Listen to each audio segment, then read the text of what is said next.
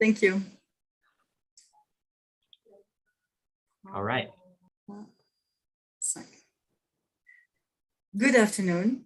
Welcome to this debate among Republican candidates for State Board of Education, District 8, which includes parts of Taylorsville, Kearns, and West Jordan. I am Franz Brawl, Education Commissioner for Utah PTA, and I will be your moderator this afternoon. I would like to recognize and thank our sponsors and the members of the Public Education Debate Coalition, which are the Inkler Institute of Politics, KSL, the Desert News, United Way of Salt Lake, the Sutherland Association, the Utah Association of Public Charter Schools, and Utah PTA. Our candidates for the debate this afternoon are Christina Boggess and Stacy Hutchins. This debate is meant to provide a platform so that voters understand the views of the candidates on important issues facing education in Utah, and vote better informed. Here are the rules of this debate. Each candidate will be given time for a 2-minute opening statement. And for the first half hour or so, I will pose questions to the candidates. Each candidate will be given 90 seconds to answer.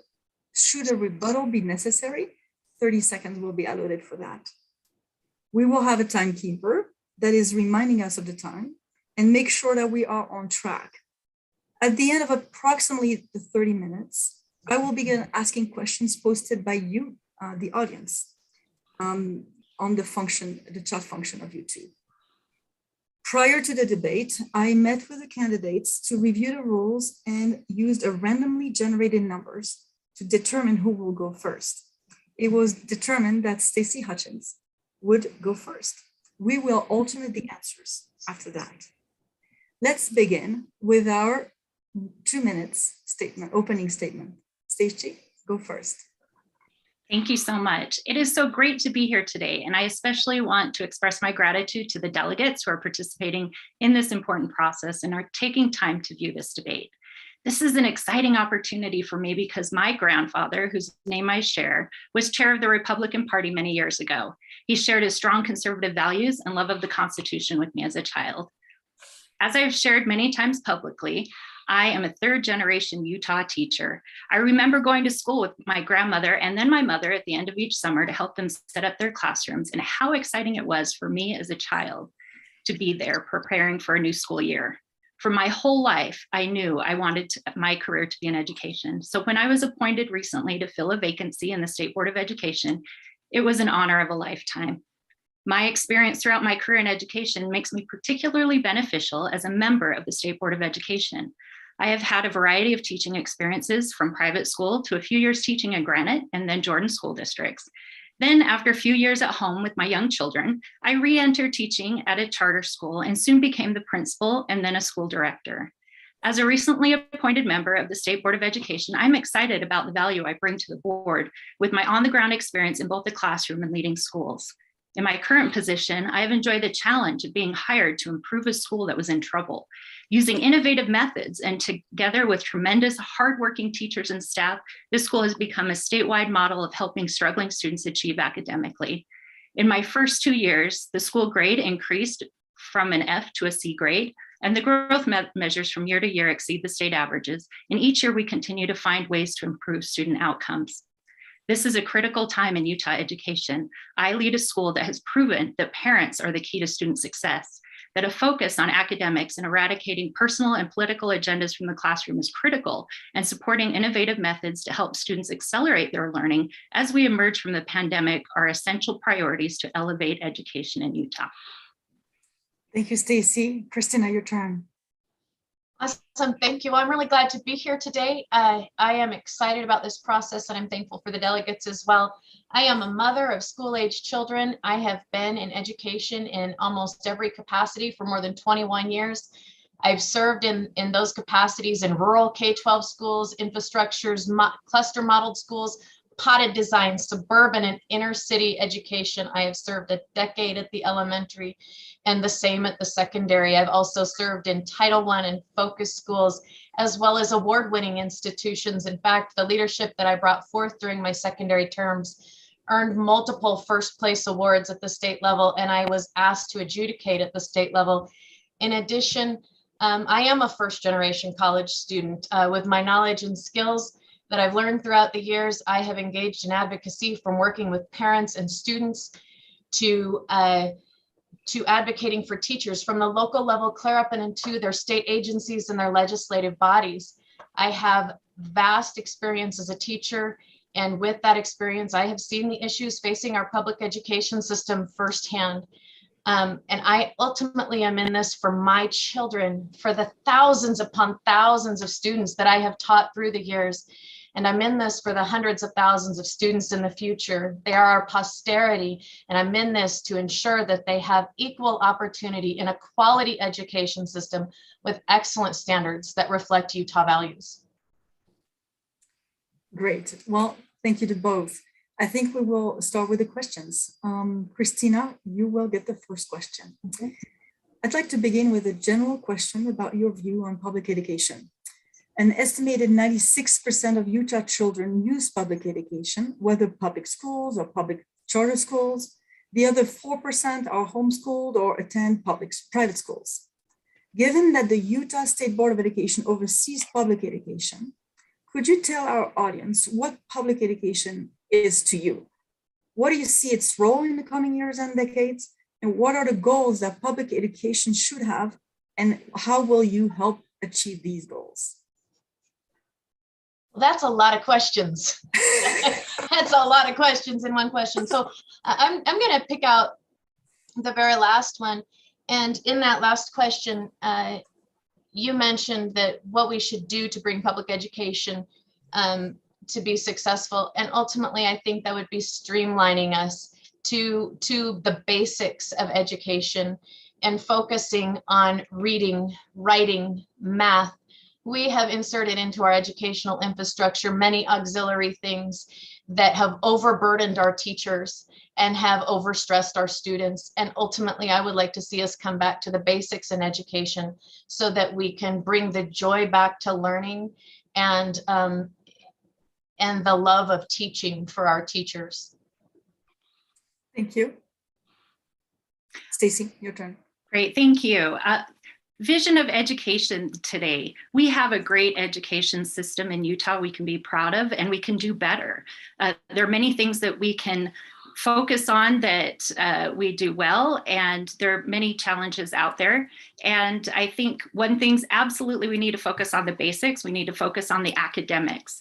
And we need to be able to also, in these challenging times, be able to focus on the individual needs of students. In my experience, I've seen students that do very, very well and their needs are met. I've also seen students that struggle, and we need to be able to look for different ways that we can meet their needs. There are many things out there we can learn about students and their needs and be able to change the way we deliver instruction, differentiate for our students. And the State Board of Education can be a leader in that in helping us understand the best methods and uses of technology and the best ways that we can instruct and fill the needs of our students individually. It's interesting in these days, this day and age, with all the tools that we have, that we can do that. Students do not need to be left in the classroom not able to learn and not able to grow and develop and be ready for their college experience or career. We can meet every need of all the students. Thank you. Question number 2, Stacy, you will go first. I'd like to turn to a funding question. We know that Utah regularly comes 50th in the nation for per pupil spending. During the legislative session, the legislature considered HB 331, the Hope Scholarship, which proposed to use public funding for homeschools and private schools. What is your opinion on the use of public education for non-public schools? Great question. And you're right, funding is an issue. Our teachers are not paid enough. We need to do a lot better for them. We need to do a lot better for our schools. We have seen quite an impressive increase in funding over the last few years in the WPU, and we can appreciate that. It's a good direction and a good start. When we look at vouchers or funding private schools, I think there are a lot of questions that we need to ask before we jump in and just open the gates. I think we need to make sure that, that the needs that we're trying to meet are fulfilling actual needs out there. I think we also, most importantly to me, is we need to make sure that students are safe, that teachers are certified with background checks, and that the data of the students is kept secure.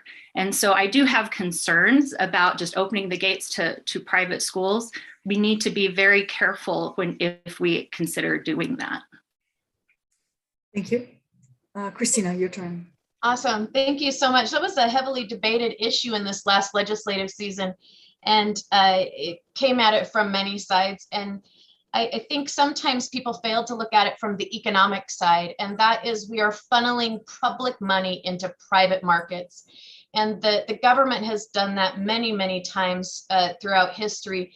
And my question would be, did we like it when they did it then? When they hauled out the banks, when they hauled out the Detroit auto industry? This is a similar process where we're taking public money to put it into a private market, and it will forever affect that market. So from an economic standpoint, I would just ask people to consider that, because it does affect the market when you put those funds into it and funnel those funds into it. And then, just as Stacy said, we have to ask ourselves a lot of questions. Are we protecting the data of these children? Are we protecting the data of these children? Because that's something we struggle with in the public education system, keeping their data protected. And so when we go into these private institutions, we need to make certain that we are protecting their data in those areas as well. Thank you. You're welcome. Third question, Christina, you will answer first. Question has to do with Utah's relationship with teachers. Teachers tell us that they've been overburdened by the COVID crisis, and also by a spirit of distrust of their professionalism. During this legislative session, several bills on curriculum transparencies were introduced. The general idea was that parents do not know what their children are learning in school. While none of these bills actually passed, they raised concerns from teachers. Teachers tell us about an overall malaise. Finally, another report commissioned by the legislature released in January got the following answer to the question: what are the primary concerns of teachers considering whether to stay teaching? The answers were, in that order: stress, workload, administrators, and pay. Now, I will add that teachers had to choose only one. They could not rank, right? How should Utah improve teacher retention? How worried should we be that about half of the teachers leave the profession within the 5 years of them entering the profession? Thank you. Thank you. This is very near and dear to my heart. I have observed so much through the years. When I got to Utah, I'm a pretty smiley person. And when I got to Utah, and I'd say, "How are you doing today?" And there was multiple teachers in my building that would answer the question based on the number of days they had until retirement. And it broke my heart. It really broke my heart. And I've observed teachers in tears through the years that, the day hasn't even started and they're already spent. And so I think that part of improving teacher retention is ultimately improving morale. And that, there's an adage that says people don't leave jobs, they leave bosses. And we have bosses in education that are not just 1 degree up, they're 6 degrees up. And I believe we need to deregulate the classroom as much as we can. When you're 6 degrees away from a child, you don't know what's best for that child. That teacher knows what's best for that child. And I think we need to honor that and honor that professionalism in our system. And then when we have overburdened bureaucracy, I always believe that rules are made because somebody did something they shouldn't have done. And then the rule applies to everybody. And then there's pressure everywhere. And so we need to deal with our anomalies so that not everyone feels the burden of extra bureaucracy.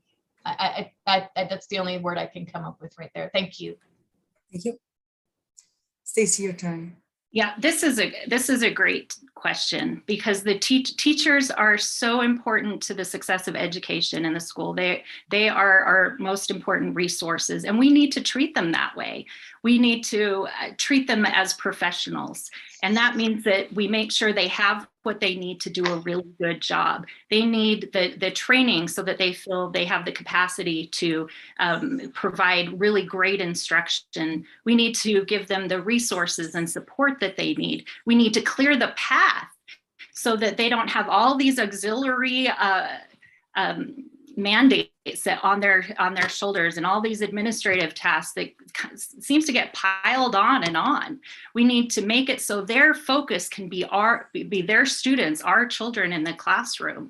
And I truly believe, and this is how I look at when my position as a school leader. One of the most important things I do is to make sure the teacher feels respected in the classroom and that they feel supported. And that means that we need to treat them as professionals. And my job is to help make them successful. And if they're feeling successful, if they have what they need to help the students learn and to be academically successful, they will love their jobs again because they came into education because they love our kids, because they want to help students learn. And if we can clear the path and help them focus on what they really got into teaching for, they will be happy, and they will be that key support and success in school again. Thank you. You were right on time there.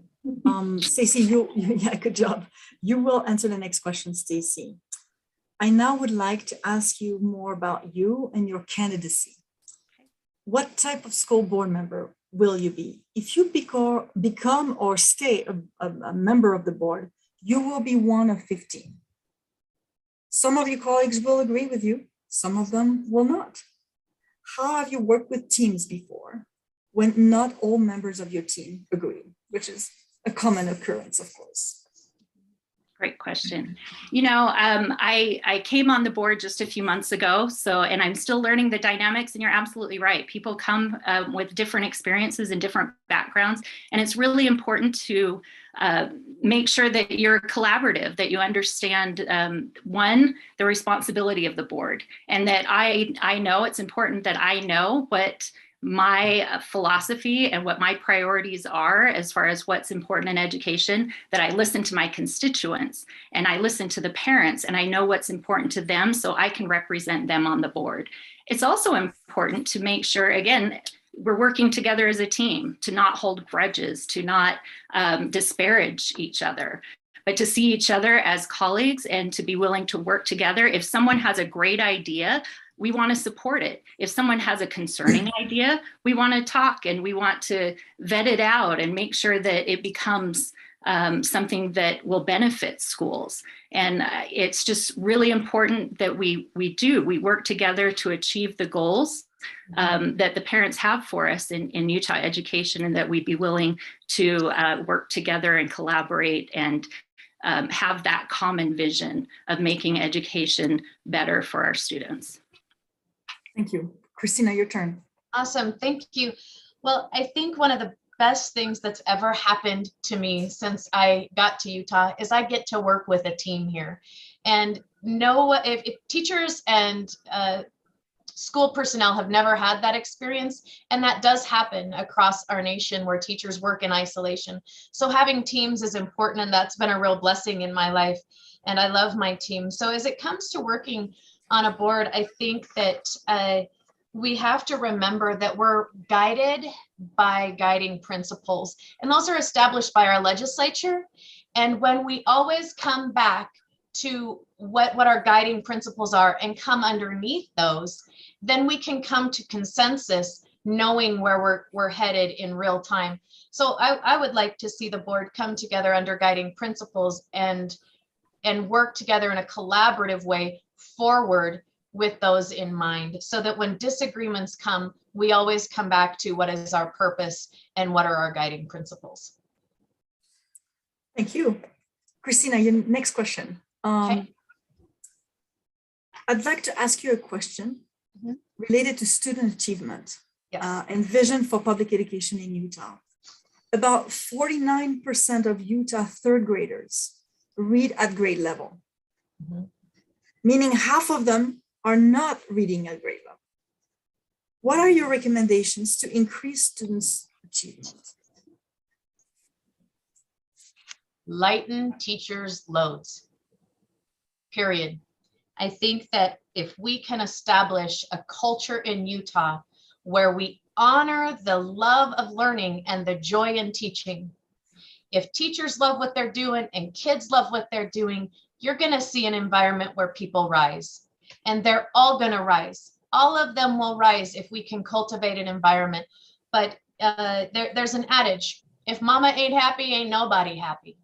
And that adage can come into the classroom in a way that can be very detrimental to both student and teachers. So if we lighten their loads, and we are very strategic about lightening the teacher load, and then we let them move forward with great instructional strategies, with foundational training, capacity building, all of these things that we know we need to do that never adds more to their plate.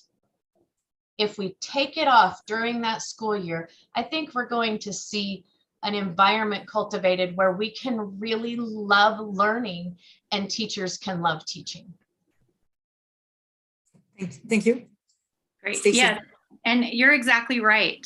These scores are really frustrating because reading is so important for the rest of their education and for the rest of their lives. And what do we need to, I call it clear the path.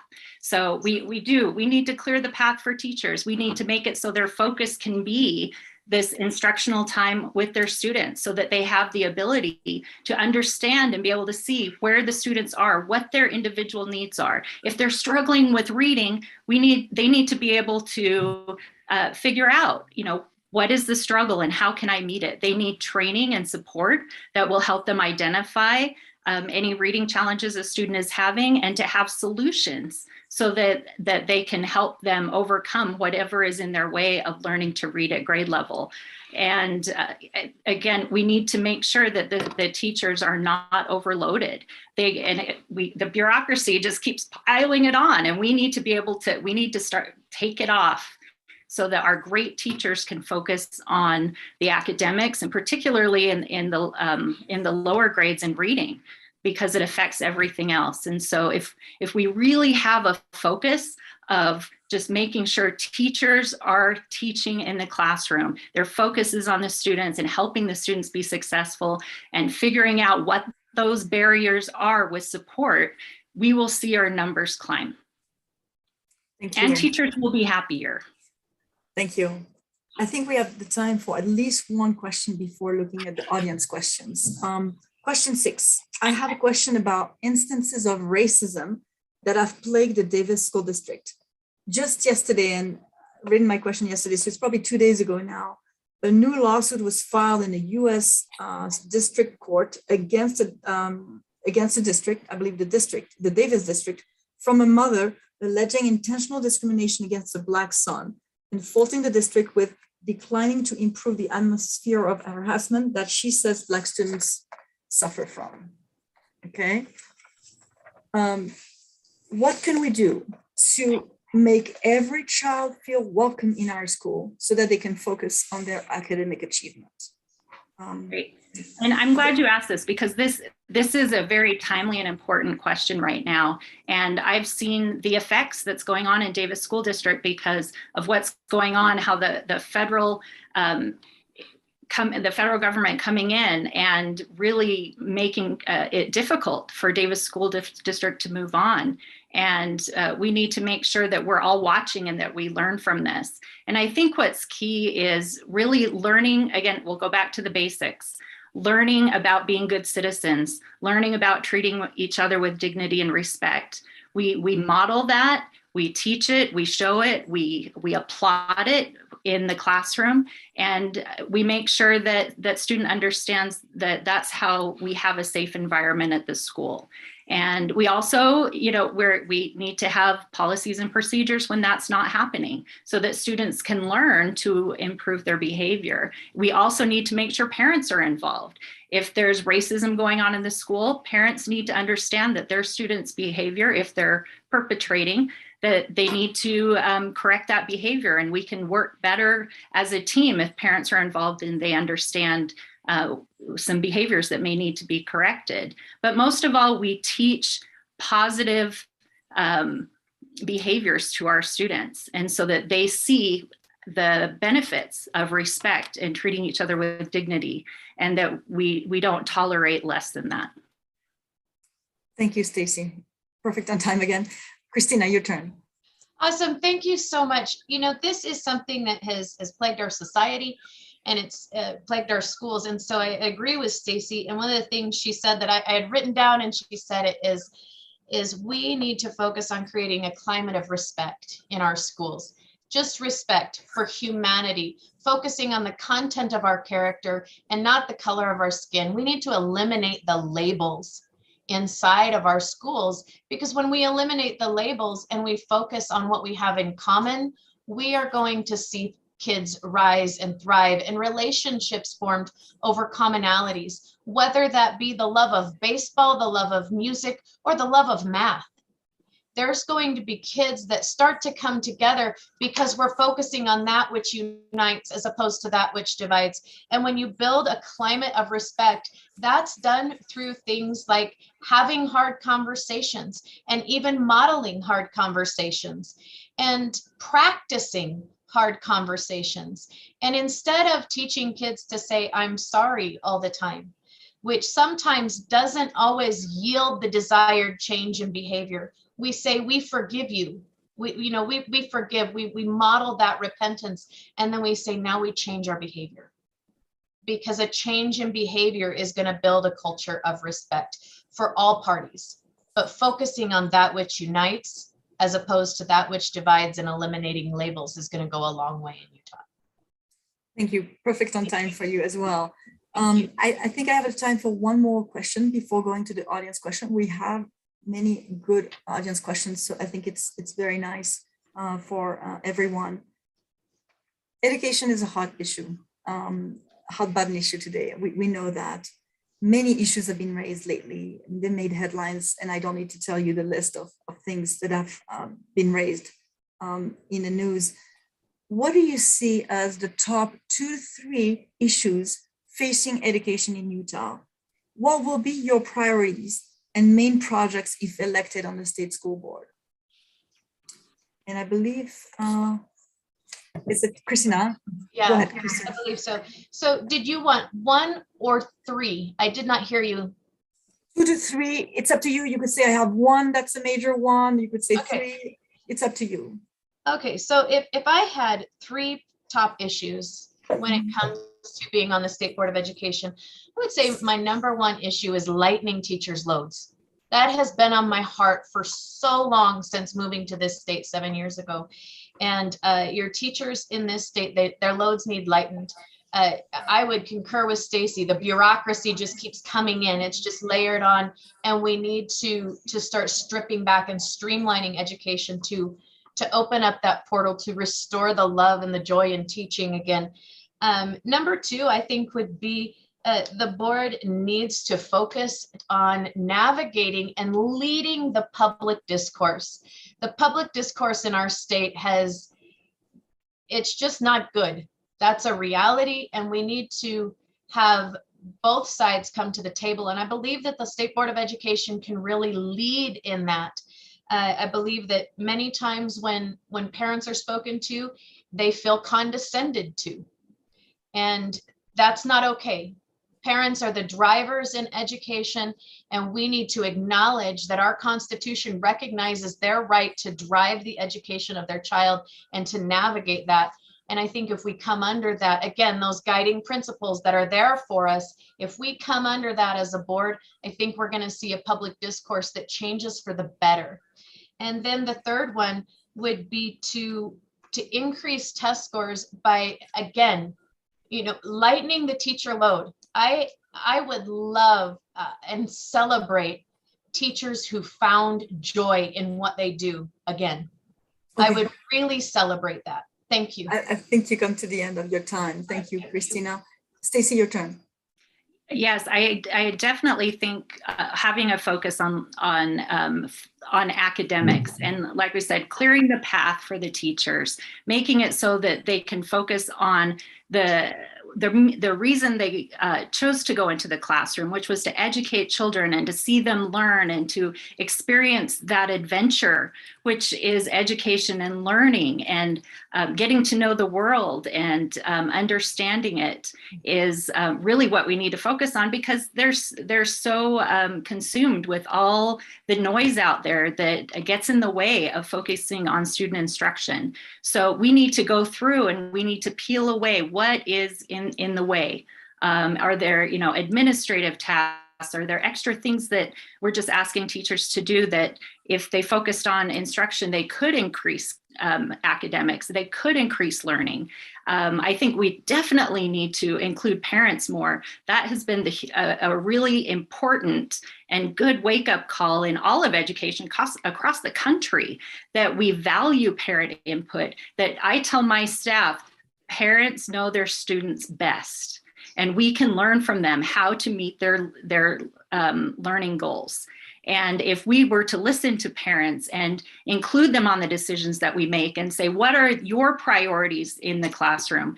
I think we would definitely find that what those priorities are. Sorry. That's good. You're just a couple seconds above. That's perfect. Thank you. I think it's time for us to move to the audience questions, and we have very interesting ones, so I think you'll be happy to hear them. The first question that I'd like to ask you or relay to you is a question relating to technology. So that's going to be a question for Stacy. What role do you see for technology in the classroom, and how can we use these technologies to help students who may not learn in a traditional way? Mm-hmm. I love this question. This is so exciting to me, because technology is such a great vehicle for individualizing education for students. And though we need to make sure it's not all about technology, we need to, we need to not have all this screen time, but technology can be such a key in being able to allow students to learn in the way that they learn best, for them to demonstrate competency at their own pace, and to really be able to educate them in the way that they learn best. It's a great tool. It should not take the place of a really great teacher, but teachers can use it as a tool to help maximize classroom time and instruction. It can help keep students learning while teachers spend time with small groups and individual students, so they can figure out what the barriers in individual students have in learning. And so it's a really great way, again, to maximize instructional time, clear the path for teachers so that they can really understand what the learning needs are in their classrooms and of their students. Thank you, Stacy. Christina, your turn. Awesome. I love this question because I'm kind of a techie, and I really enjoy technology. I grew up without internet in my home. I grew up without a computer. I think we got our first computer when I was a sophomore in college. And so it's been a different learning cycle coming into that. And as I've trained teachers in technology and I've experienced that with them, I always coach them in, are you teaching the technology or are you teaching the content?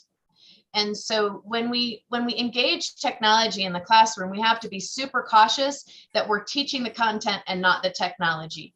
That if we're learning to use PowerPoint, then that's what we do. But if we're learning about history, we don't do it by learning to build a brochure, if that makes sense. So there's two different elements to that, and we have to make certain that we see it in that way.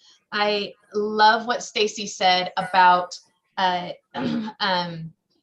providing a pathway for teachers to have one-on-one time with kids and learn their needs. I would also offer that technology can offer chances for kids to engage in game-based learning, where they are, they're motivated by the stickers and things that they get.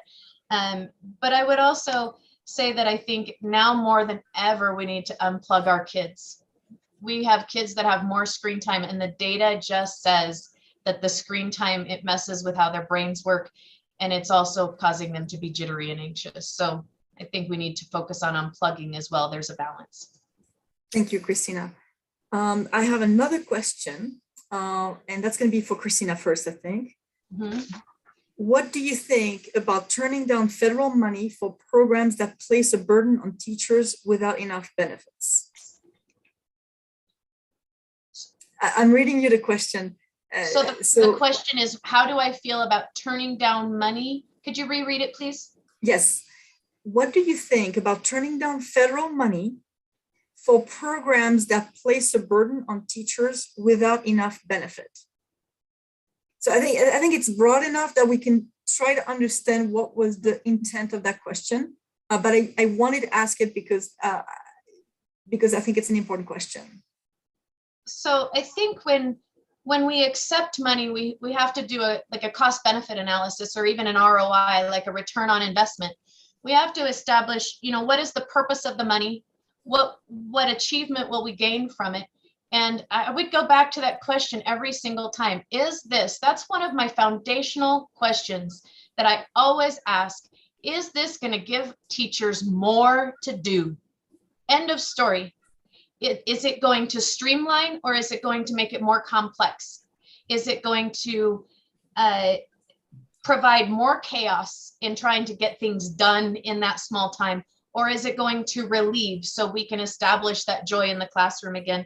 So once those analyses are done, I would say if we're not going to see a return on that investment that we find positive, or there's not a benefit from that analysis, maybe saying no to that might be a great thing. But if we evaluate it and that money can help lighten the burden of teachers, then perhaps we should accept it. But anything that adds more for our teachers to do, we cannot continue to overwork our educators. Thank you, Christina.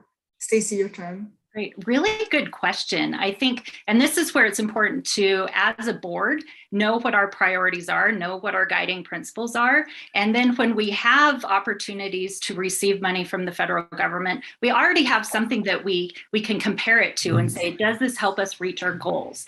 And so for me, one of the key things would be, does this help us focus on academics? Does this help us clear the path for teachers so that they can provide focus on instruction? Does it open the door for other models and other ways of teaching and meeting student needs?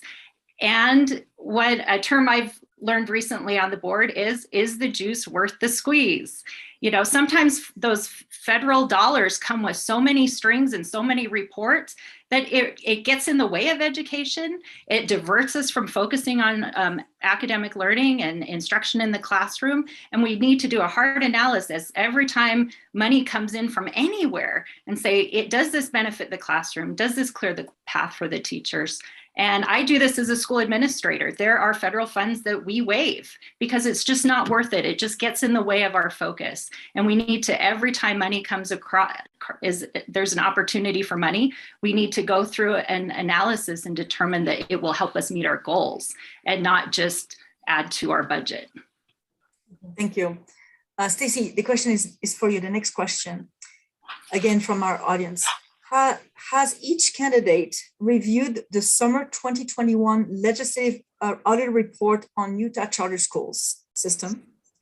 And what are the most important charter reforms Utah could implement? Yes, I have. I've read the audit. And I believe from what I remember from reading it, there were 3 important parts to it. One is governance. Boards of charter schools need to have more training, and they need to know how to govern. They need to be able to, because we have a lot of these charter schools, they're great parents, they're involved parents, but maybe they don't have board experience. They don't understand the obligation or what it means to govern. And so we absolutely, and I've seen it in my own work, that now there's a lot more training for charter boards, and that's such a wonderful thing. And so that's been responded to. And the other thing that was in there was having a charter school renewal process for so that charters could review their goals and objectives. And some of our charters now are 15, 20 years old, and they do need to review and update their goals and their academic measures. And so I think, that it's important that the charter schools look at that and learn from that and make sure that they're doing that. The final part was just an analysis of the hierarchy of the state charter board and how they can improve maybe the accountability of the state charter board. And I know they diligently are trying to figure out how to make sure that the charter schools are successful that they authorize. And, I think we can always learn really great things from audits. And I think it was some good guidance that we can follow to improve schools. Sorry. No, that's okay. Thank you, Stacy. Christina, your turn. Awesome, thank you. So I want to focus on the first 2 points that Stacy made in the audit report. And one was that these boards need more training. And that may be true, but I think the most local form of local control starts in the family and then in the institution, right? And so school choice really comes when you have unique things that are happening in a building while academic excellence still happens. And so when we start to train from the top down instead of the bottom up, we get more of the same. And so I would offer that if we allow our charters to function as they were originally intended with new ideas and innovation, that we might see something really beautiful happen.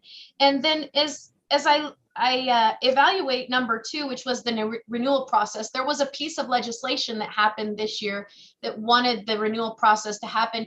And I would ask the question, does a public school have to do that in order to evaluate their goals? They don't. They don't have to reapply to be a public school. And I don't think that's appropriate to ask a charter school to reapply to be a charter school in order to evaluate their goals. That should just be integrated as part of an ongoing process of improvement, whether that be realigning with our current student body and our current board, whatever that looks like. I don't think that a renewal process for charters should be installed unless it's installed for public schools as well. Thank you. You're welcome. Thank you. I appreciate the question. Christina, a question for you now. Uh-huh. How has the state school board shown that they involve and support parents in every phase of education? The question is, how has the state board shown that they involve and support parents in every phase of education? Correct. I'm going to be frank, I don't believe that they have. I think they're really sucking it up in that area. I think the Board of Education at this point, if you review their meeting videos, there are members of the board who look at their cell phones during public comment. And that does not help a parent or a member of the public feel heard. There are things that come to the Board of Education every single month ad nauseum, and we have yet to see the board respond to that. We have hundreds of pages of public comment come in, and a board member said in a public meeting on August 5 of 2021 that public comment didn't matter. That does not help fill the public. They don't feel heard. And when they don't feel heard, you end up with the public discourse that we right now have in Utah. And it starts at the top. And until our parents feel heard and they are responded to as our guiding principles in this state say, then I don't think they're doing a good job. I think there's about 17 things they could do to make it better. Yeah, absolutely. The State Board of Education needs to, and I think it is having a wake-up call about how important or how they haven't valued parent input and how they need to.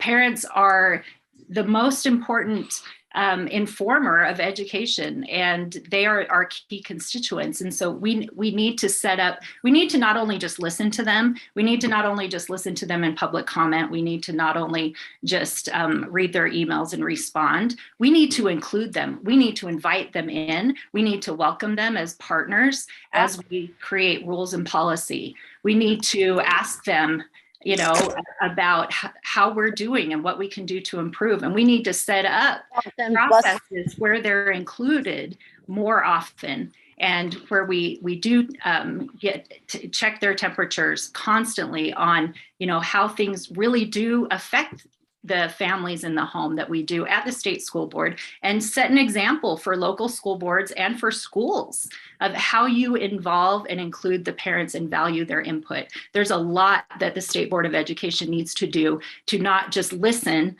and acknowledge, but to invite in and welcome and encourage the communication and the feedback and the ideas of parents. Thank you. Stacy, another question for you. Both candidates have talked about lighting the load of teachers. What specific policies can the state school board put in place to accomplish this? You go first, Stacy, and Christina. You know, second. I would just go back to the last question. I think one thing, if we involve the parents more in what we decided we can actually tie together a lot of the questions we've talked about today. Decisions of federal programs and funding that we bring in, decisions of just kind of fun ideas that we find out there that we bring in. If we had parents and teachers a part of the process of when we make the decisions, as far as, is this something that we should add to the plate of teachers? Is this something we should add to requirements in education? We would see a big change. We would see that, no, we need to keep our focus on the academics. And even more than that, instead of just looking more closely and including parents and teachers in decisions of what to add on, we need to start drilling down, and we need to look and see what we've already put on their plates. And we need to be willing to have those hard discussions of what we take off their plates, and including parents and teachers in that discussion, welcoming their input, having them at the table will clear that path for our teachers. Thank you. Christina, your turn. Awesome, thank you. So I believe the question was about which specific policy we should remove. And I would start with— It was not removed, it's put in place. And it could be removed, but it could be also put in place. Oh, okay. So, well, I really think we need to stream back. You know, I love how Stacy says drill down. We need to drill down, we need to clear the path. And I think some of that comes with staying in your lane. Not just clear the path, but stay in your lane. And schools are outside of their lane. Teachers are not mental health practitioners, nor should they be asked to be. Absolutely, they should not be asked to be mental health practitioners. Teachers are not nurses, nor should they be asked. And so I think that it's super. I'm sorry, we have some noise, so please mute yourself immediately. Thank you. That's not mine, by the way. I cannot do that, unfortunately. Right, Stacy, yeah, and Laura as well. Thank you. Go ahead, sorry, Christina. Oh, it's all good. So I think we need to roll back. And literally the board needs to make a decision to roll things back and remove the mandates that teachers be mental health practitioners. They need to remove the mandates that they insert stuff in the classroom that is ultimately the role of the family. It is the role of the family to teach morals and values, and the school needs to stay in their lane, and we need to focus on core academic skills. You know, I don't know one teacher that said, I want to get into education to practice mental health. They wanted to teach math.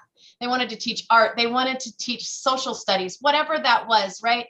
They didn't get into it for these other reasons. And so I think it's really important that we look at what we can take off their plates as opposed to what we can add. Thank you. Perfect. Thank and you. We've added a little time for you, but it's all good. Thank you. I appreciate that. no, of course. So Stacy, you've answered that question, right? Mm-hmm. All right. Another question now, and I think it's a nice segue with another question we had earlier. The gender guidance document, public input requested by the Utah State Board of Education generated over 20,000 responses with a lot of duplicate answers because there was no possibility to just log in one answer. The USB reported that some of these answers contained vulgar language, and this greatly affected the staff in charge of reviewing these comments. What do we do to model civility while encouraging public participation? Christina, I think you go first, right? Or is it? Yeah, right? Because you've answered second on the last answer. So go ahead. I think you go first. Sorry. I sometimes I feel like I talked so much, and so now I have to be quiet for a minute. So the gender guidance document, first of all, that's not settled law. So I think USBE got out of their lane there. The law is not settled, and they started to drive their car outside of their lane. With regard to the 22,000 responses, we are adults, and sometimes adults engage in things that are uncomfortable, and we need to learn how to do that. When it comes to civility, I think we need to model that. And I'm not defending vile language. It's absolutely inappropriate and it shouldn't happen. But I think when we see things escalate, it's when people don't feel heard. And if I have observed anything tracking this board over the last few years, it's that parents do not feel heard. They do not believe that the State Board of Education is responding to them. They believe that they're going their own direction. And those statements are actually made in board meetings, that public comment doesn't matter. And so that's something I think the board really needs to lead out on. And when the board leads out on listening to the people, and they are genuinely and truly governed by their guiding principles established by the legislature, I think we're going to see a change in public discourse, because elevation of anxiety and language happens when people don't feel heard. Thank you, Christina. Thank Stacey, you. your turn. Great. How do we model civility? We be civil. And, it starts with the State Board of Education in this example of listening to the constituents, listening to the parents, opening the door, and recognizing what the State Board of Education's role is and the important role of the public. We, the people. The government works for the people. The people do not work for the government. And these government agencies and the State Board of Education needs to recognize that elected officials, government agencies report to the people, and they need to respect the people and show, you say model civility, we need to show respect to each other. And it starts with the State Board of Education. We need to show, demonstrate dignity, and we need to listen to concerns with open hearts and understand that, these are issues that are very sensitive, and be compassionate about it and not just write it off because maybe we don't value it the same way. And so absolutely, the State Board of Education needs to stand up and be the first to model that civility, and so they can respect it or expect it in return. Thank you, Stacey. Another question, and Stacey will be first on that one. Do you think CRT is being taught or modeled in our classrooms?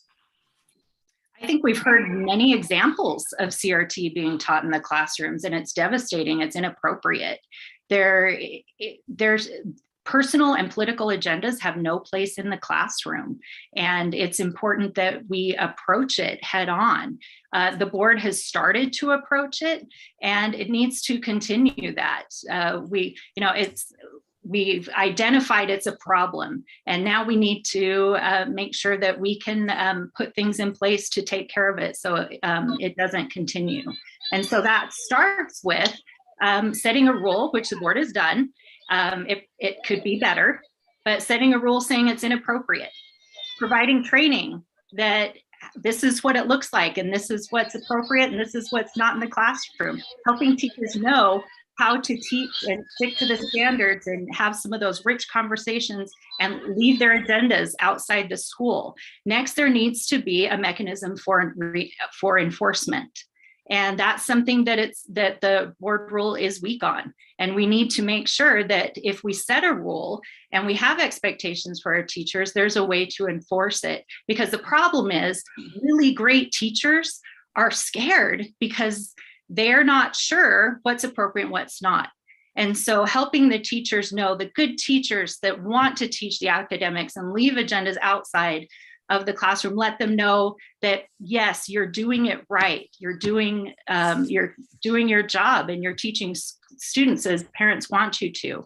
But also those who aren't, we need to have an enforcement mechanism to take care of it. Thank you, Stacey. Christina. Absolutely. So I would echo what Stacey said. Critical race theory is in Utah schools. We've seen ample evidence of it, and it's something that is hostile to our people of color, and it's hostile to others as well, and it divides us, and we need to focus on what unites. And it's interesting to me because I read R277-328 probably 100 times, and there is no definition of critical race theory in that rule. So if the board set forth to eliminate something, they didn't define what they were eliminating, and that's just bad practice. And then it always struck me as odd that they claimed that it was an anti-CRT rule. And if you look at the history, it was really a pro-CRT rule. It was an installation of critical race theory with a nullification clause right at the very end. Right at the very end of that rule, it says nothing's off the table. You can teach whatever you want, including that described in this rule. So right coming on the clipping end of that rule, there's a nullification clause. And we need to look at 328 for what it was, and it was an installation of critical race theory across our state. And the board needs to look at that. And if they want to address critical race theory, they need to define it. And then they need to, like she said, right on the nose, there needs to be teeth and consequences for what this does in our classroom and what it does to kids. Good, thank you. And I probably should have asked you, what is critical race theory? Because that's a difficult one, but I think we'll move on. It's a very divisive issue. I have the time for, I'm gonna say a couple of rapid fire questions, kind of yes or no, and then we'll move on to closing statement. Does it work for you? Okay, so Christina, and I think we'll just alternate kind of a yes or no question. Are teachers compensated enough?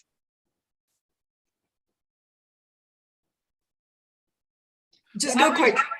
The average teacher pay in this state is actually quite high compared to other states, but for what we have put on their plates, we need to evaluate what they're doing and how that equates to their compensation. Stacy. No, they are not. We need to do better. Stacy, should the Utah State Board of Education focus solely on academics? Yes. Okay, Christina. Mhm.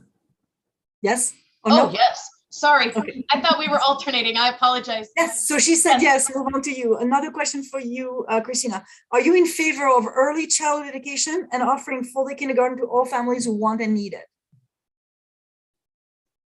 I think we need to offer it, but I do not believe it should be mandatory. Okay, Stacy. I agree. Yes, it will benefit students to offer it, but parents should have the option of whether their students in it or not. Okay, Stacy, one question for you. Does the state does too much, too little, not enough, not the right or the right testing? Too much. Too much? Christina. I echo that. Way too much. Way too much. These are easy. Kind of easy One questions, more. maybe yes or no. I like it. Okay, final questions, and then we'll move on to the closing statement. Christina, for you, do you encourage people to go into the teaching profession? People that you know, your friends, for example, do you encourage them to go in the teaching profession? I do not. Okay, and then you, Stacy. I do. I have hope. I really do. I think teaching is just being in education is the most meaningful work in my life. It has brought me such joy, and I would invite others to join me. Absolutely. All right. Thank you. We'll close with a closing statement. So Christina, go first, and then it'll be Stacy. Thank you. Awesome. Thank you so much. Well, it's been a joy to be here today. I appreciate all you guys did.